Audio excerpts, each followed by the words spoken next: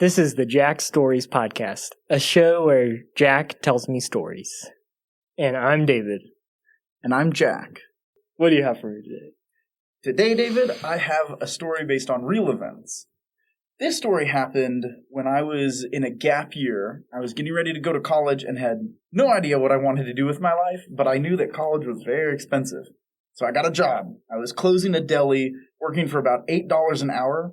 And that deli taught me one thing. Well, it taught me many things. One thing above all, I cannot work for $8 an hour ever again.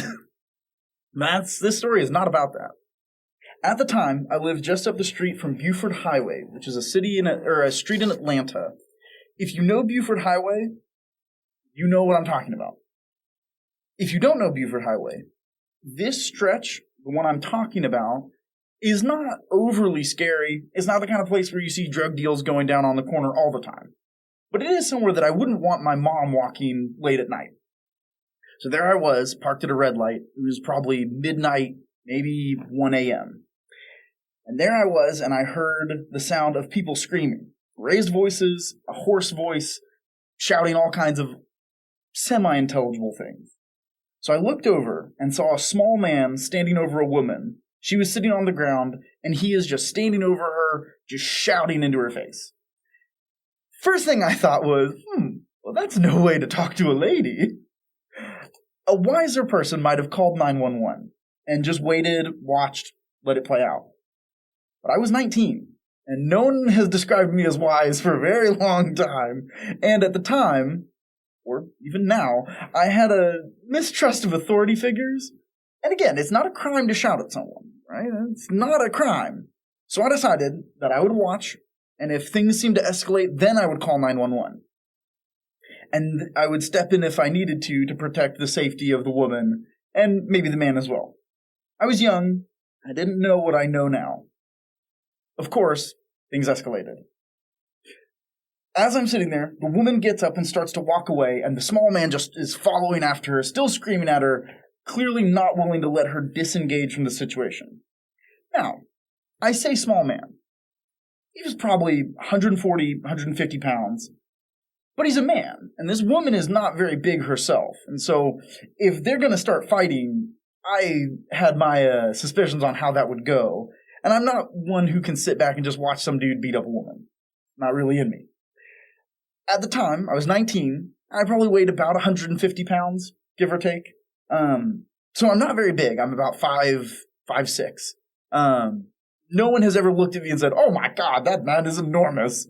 But at the time I was into boxing, I was a pretty good wrestler, and generally, with someone my same size, I'm not concerned that I'll be in trouble physically.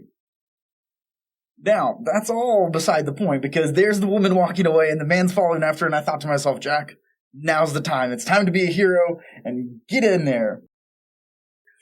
So, I walked up, and you've already noticed that I'd forgotten something. Got to call the police. It went right out the window. This is something that I did not learn about myself then, but I have learned about myself since.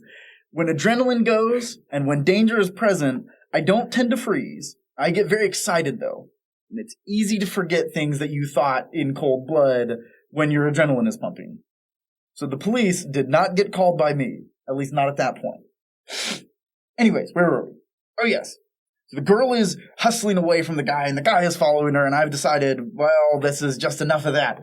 So I get out of the car, and I'm following after them, and I call out, "Hey, you two seem upset. I'm afraid you might do something you'll regret.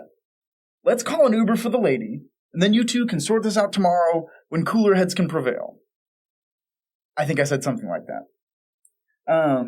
As I'm saying all this, I kind of slide in between the two of them, and I'm holding my arms out, facing the man, and just trying to calm him down. Because at the time, even at 19, I was not really interested in fighting. I more so just wanted to make sure everyone was safe. This guy was not interested in that, and he got pretty upset. So the next thing I know, he's cursing at me, and he's throwing these big, wild, looping punches. And that was when I thought to myself, aha! This guy is either drunk or pretty tipsy and is not a trained fighter. I should be okay. So I let him swing a few times. Swing, swing, swing, and I'm ducking and slipping to the side or blocking with my hands and just saying, "Hey, man, that's not okay. Like, let's try and dial this down. Then I hear the girl from behind me say, no, stop it. I'm calling the cops. And in my head, I think, oh yeah, the cops. Man, it'd be great if they were here. I wish I'd called them.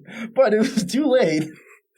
And at this moment, this man showed what would, later on in the story, you'll see this man was prone to fits of great agility and speed. So he slips by me, grabs the woman's phone, and just throws it onto the ground, and it just shatters. I thought to myself, oh no, we can't have that. And at this point, I decided to myself, you know what? It's time to just finish this. I'm tired of this guy punching at me. So I ran up and tackled him, and we fell onto the ground, and I have my arm around his neck, and I'm not really choking him, but definitely controlling his head.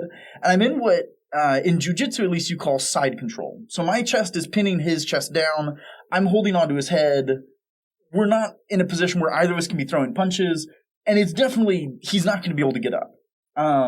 And this was when I realized that this guy also doesn't know how to wrestle. Because he did the oldest trick in the book. When you're wrestling with your younger brother, they go, oh, you're choking me. And you ease up your grip, and then they try to wiggle away. Well, that's what he did. So I eased up my grip, and he tried to wiggle away, and I was like, no, man, easy. I'm going to let you up, but not right now. I just need you to relax. I'm not going to hurt you. And I'm sorry we're in this situation.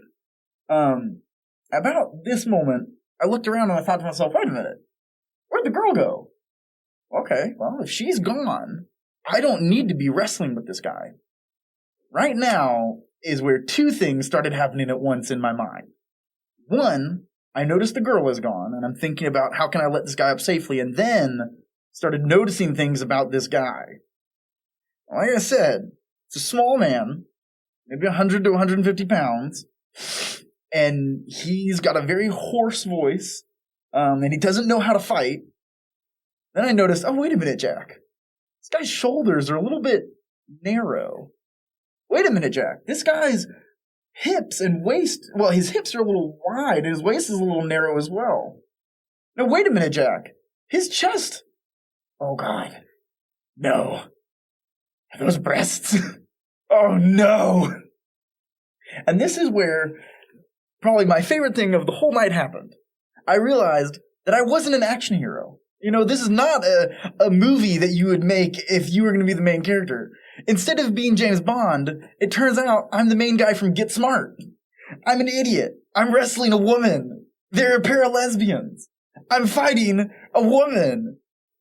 Again, it was 2013 and I was 19. I had a lot of illusions about life.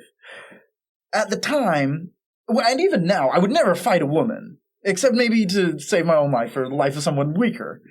And here I am just squashing this poor woman. I'm thinking to myself, oh, God. Here I was. I thought I was keeping this man from beating up this woman. But now, am I the guy that hits women? Am I the guy that beats up women? No, certainly not. I'm not doing this for fun. I was protecting someone weaker. But we all know that in the moment, I just became ridiculous. So dude's not a dude. Dude's a girl. So I looked down at her and I said, hey, I'm going to let you up now. I don't want to fight you. I'm sorry that we're in this situation. And I let her go and I popped up real quick and stepped away and was like, hey, we're good. See, the girl is gone. We're good, right? And she is not happy. She's looking at me and she's like, where did she go? And I go, I'm not sure, honestly. I'm not sure where she went. You know, but you and I are good, right? And she turns on her heel as if she's going to leave.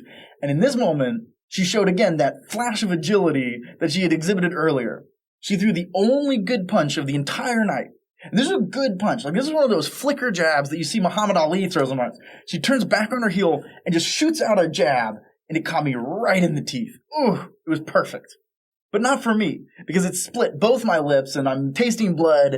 And in that moment,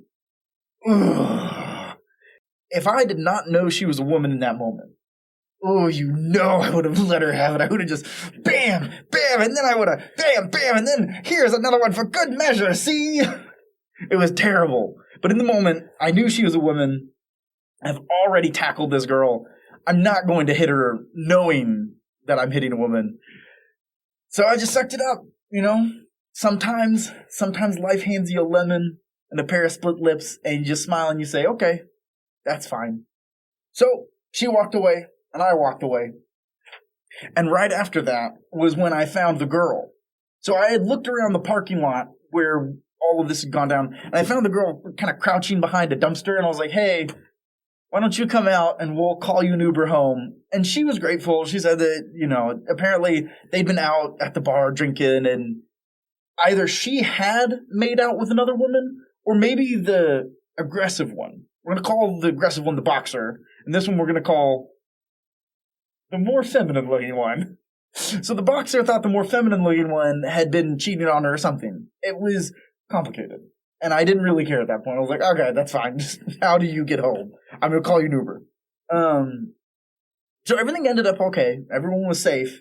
Yeah, this was probably the first time I ever did something like this. But it's not been the last. Yeah, so that was what happened. That's my story, and I'm sticking to it. Every good podcast has a part in the middle that you don't actually want to hear. So, since we don't have any sponsors, normally that would be an ad break.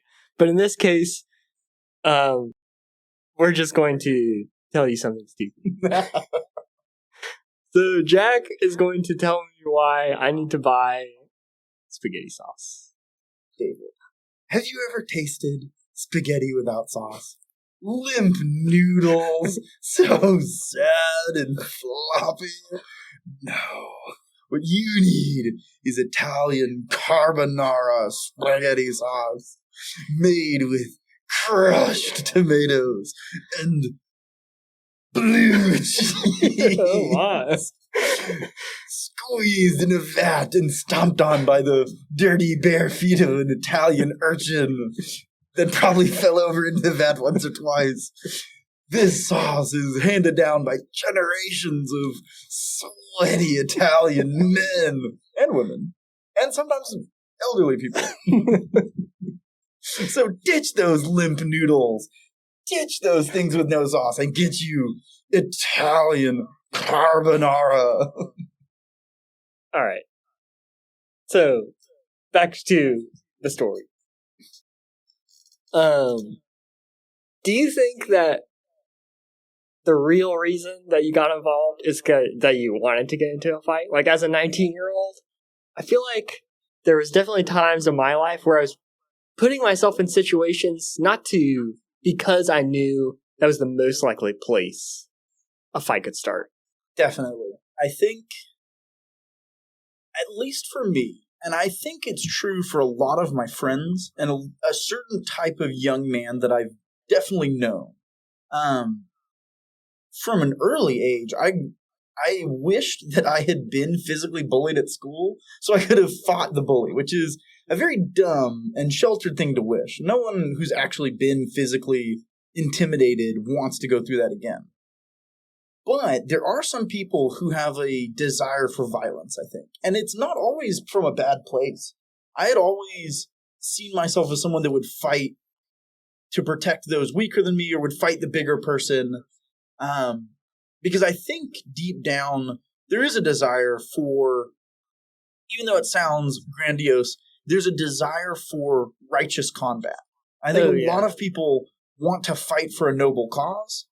And as kids, especially when you don't know how ugly fighting can be, you want to get involved in something. You want to step in and be the hero from the Western or the knight in shining armor. You want to do that kind of thing. And so we're looking to pick a fight in a way that is still honorable. So do you think you were looking to prove to yourself that you could do this or would do this? Or do you think you just really wanted to save someone? I think that I really wanted to prove to myself that I could do it. But at the same time, I really did want to help this woman as well. I think that the two things are naturally linked for most young men. If you've not been in a fight, you want to know if you will rise to the challenge or if you'll fail. I think the desire to prove oneself is present in all people, but especially young men in their teens and early 20s. I mean, that's one of the biggest questions of all. I know that for me, I lived my childhood and young adulthood with stories of gunslingers and knights in armor, that kind of thing, men of chivalry, men of blood and iron, but also men of kindness and humility.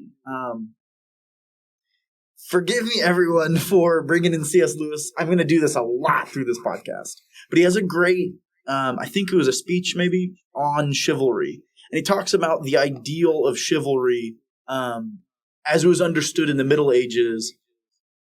And more or less, a chivalrous man, according to the ideal, was as ferocious as possible in battle. He was just wildly dangerous to his enemies. He was just a madman and utterly fearless, would shrug off wounds, and was just devastating in combat.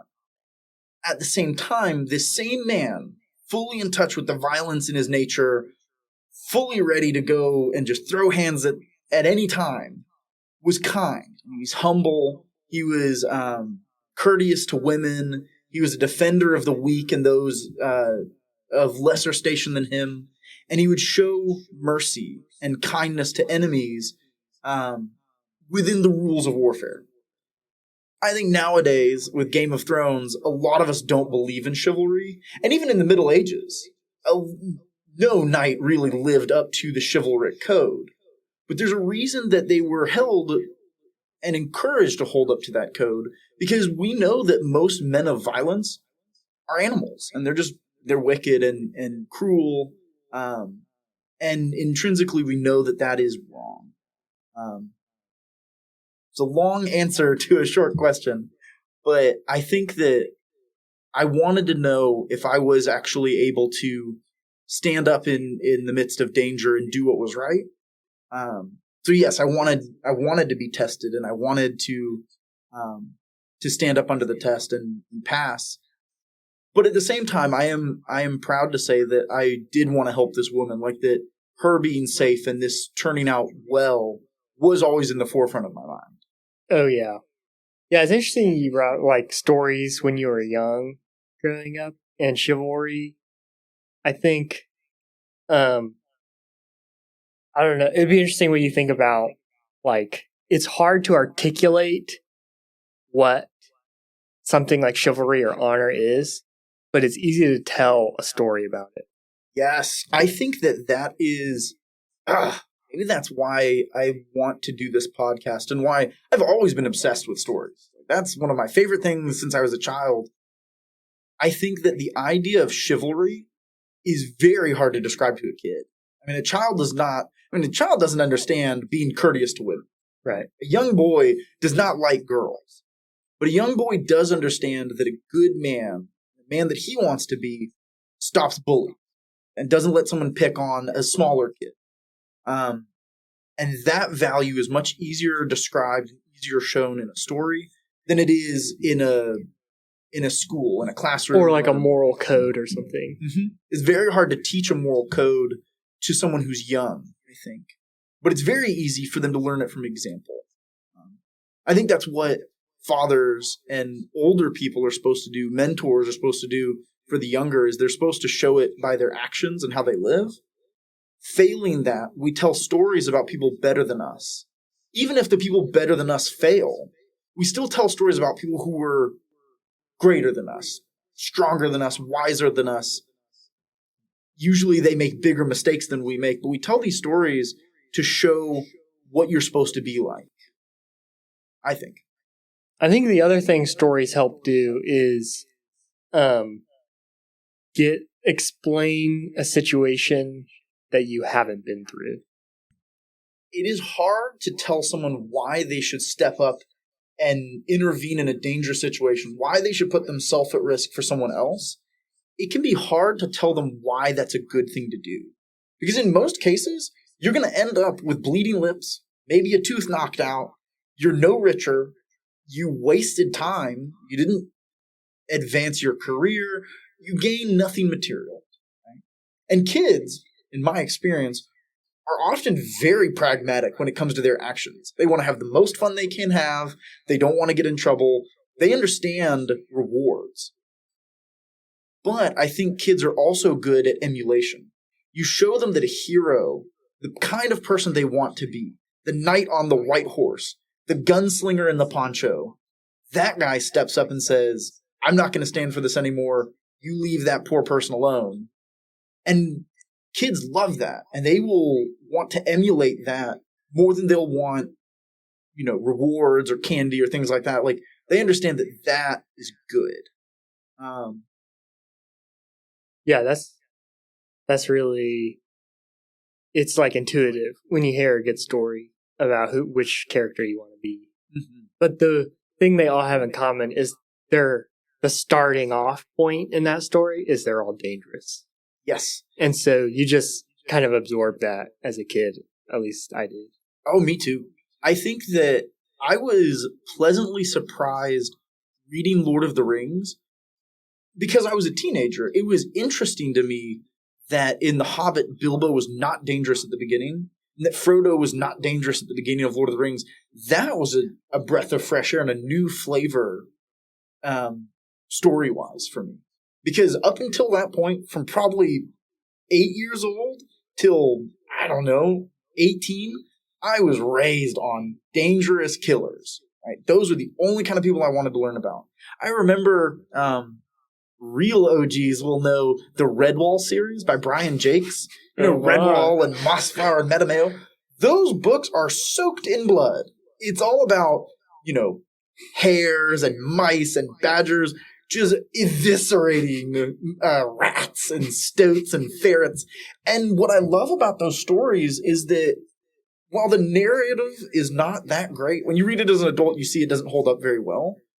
But Brian Jakes is very comfortable with writing a story in which there's blood, there's fighting, there's courage, there's actual evil. It's the kind of story that a kid loves. But it's hilarious to me how those books are very violent. And that didn't bother me as a kid. The violence that was just window dressing. It was about being dangerous and about being dangerous to bad people. Yeah. Yeah. Yeah, that's, I don't know. I think that sometimes you get to a certain age, kind of like you were talking about being in school, and you realize you haven't gone through it. And then you want to find out. And it's 19, 20, it's definitely the age where you start realizing oh, that never happened to me, but what would I have done? And how do I know until it happens? Yeah.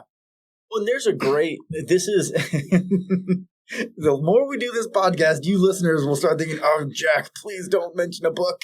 There's a great book about this. It's for me, it was difficult at the time. It's called Lord Jim by Joseph Conrad. And the whole crux of the story is you have a young man, I think he's 19 or 20, and he fails the test. He always believed he was going to be a hero. He had built up stories in his head and fantasies and his whole identity around being a hero. And when he's faced with the test, he fails. Then the rest of the book is about how does he reconcile that failure. And the thing that I am struck by is that I think this story, a good part of me was looking for the test and looking to prove myself. And I'm very blessed that it didn't go bad. Because it could have gone bad. There's no, in and of myself, there's no reason it should have gone well. Yeah. And I am grateful that it did go well, that I was able to help. Because it's a bad thing to be a failure when you're young. Oh, yeah. So, yeah, that's something that I was thinking about is how do you think you would tell this story? Or, do